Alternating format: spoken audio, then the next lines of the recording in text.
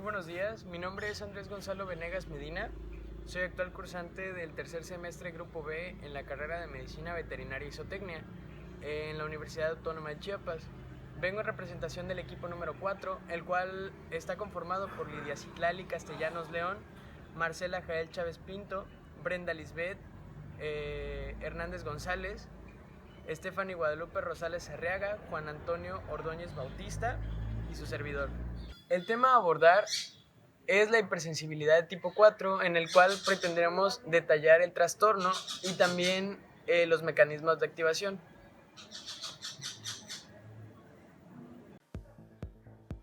Las respuestas inmunes normales, tanto celulares como humorales, nos permiten el reconocimiento de lo propio y la eliminación de patógenos.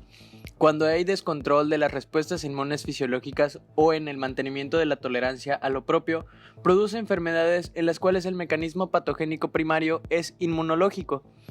Estas respuestas inmunes descontroladas se les conoce como mecanismos de hipersensibilidad. La enfermedad relacionada con la hipersensibilidad varía según el tipo de respuesta inmunitaria y los mecanismos efectores responsables de las lesiones tisulares y celulares.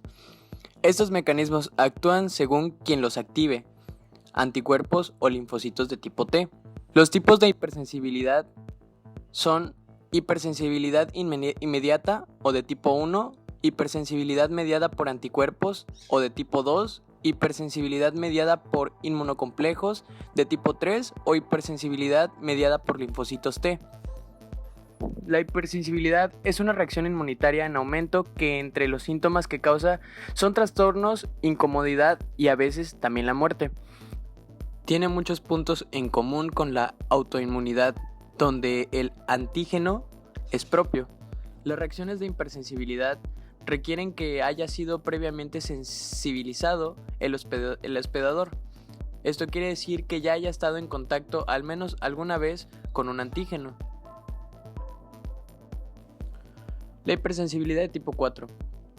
También se le conoce como hipersensibilidad tardada. Son reacciones tardías mediadas por linfocitos T, los cuales segregan citocinas en respuesta a un antígeno frente al que ya se ha encontrado sensibilizado.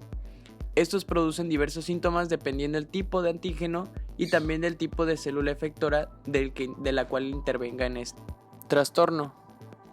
La hipersensibilidad por contacto es la primera fase de sensibilización donde los aptenos, los cuales son sustancias químicas de pequeño tamaño que no pueden estimular una respuesta inmune por sí sola, penetran la epidermis y se unen a moléculas portadoras formando complejos, y de esta forma ya pueden presentar una respuesta inmune.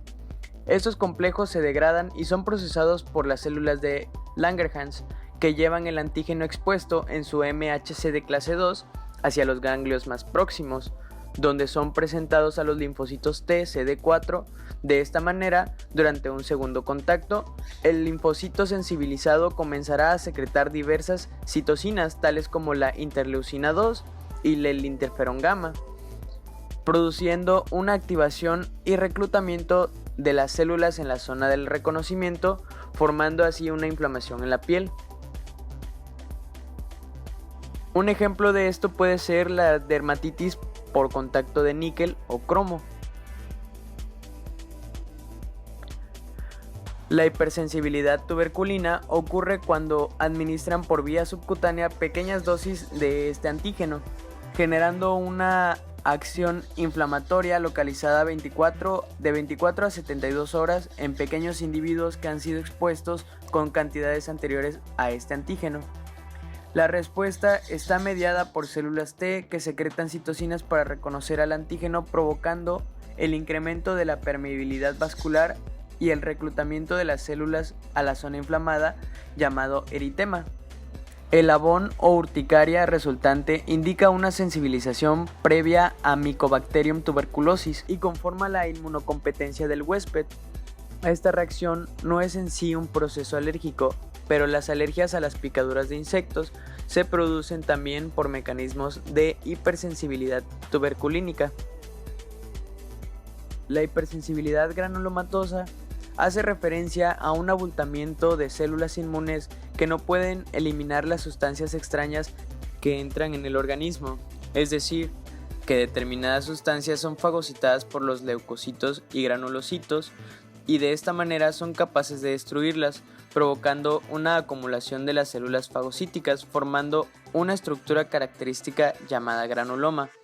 Las respuestas inmunitarias celulares a los microorganismos y a los antígenos extraños puede provocar lesiones hísticas, particularmente cuando los antígenos no logran ser eliminados y persisten en el tejido. Las bacterias capaces de persistir en el interior de los macrófagos, como Mycobacterium tuberculosis, estimulan respuestas macrofágicas y de linfocitos T intensas que causan la inflamación granulomatosa y fibrosa. Provocan una intensa destrucción tisular acompañada de la alteración funcional de las parénquimas blancos de la enfermedad, como por ejemplo el pulmonar. En la hipersensibilidad mediada por células T, determinadas sustancias químicas son solubles en lípidos y pueden atravesar la membrana plasmática modificando proteínas del interior celular por la entrada de algún antígeno. Las proteínas modificadoras se asocian al MHC de clase 1 quedando expuestas en la superficie celular. Cuando los linfocitos CD8 efectores se unen a estas células como las propias, las proteínas asociadas al MHC de clase 1 ejercen acción citolítica sobre ellas, es decir, que provocan la apoptosis. Gracias.